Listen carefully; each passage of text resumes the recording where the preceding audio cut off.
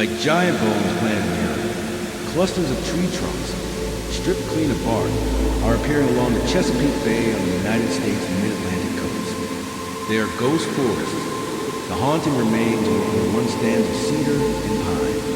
Since the late 19th century, an ever-widening swath of these trees have died along the shore, and they will be growing back. These arboreal graveyards are showing up in places where land slopes gently into the ocean and where salty water increasingly encroaches. Along the United States East Coast, in pockets of West Coast, and elsewhere, salter soils have killed hundreds of thousands of acres of trees, leaving behind woody skeletons typically surrounded by marsh. What happens next? That depends. As these dead forests transition, some will become the marshes that maintain vital ecosystem services, such as buffering against storms and storing carbon. Others may become home to invasive plants or support no plant life at all, and ecosystem services will be lost. Researchers are working to understand how this growing shift toward marshes and ghost forests will, on balance, affect coastal ecosystems.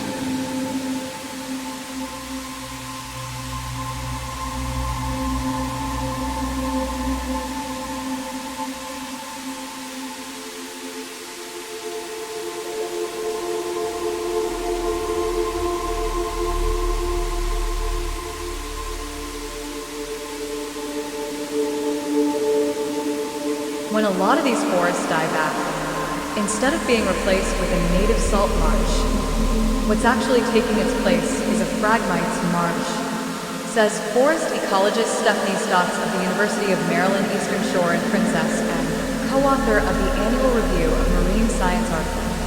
One phragmite subspecies is an invasive reed that rapidly takes over wetland habitats.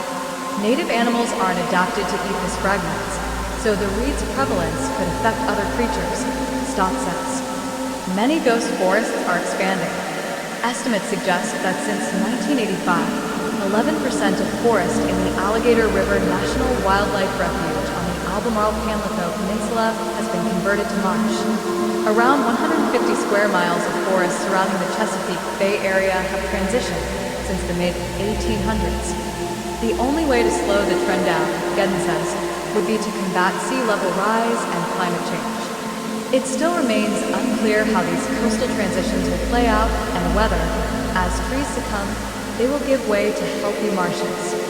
It takes several decades for trees to die, says Stotts, so the full impact of these forests becoming skeletons remains to be seen. We're about 50 years behind.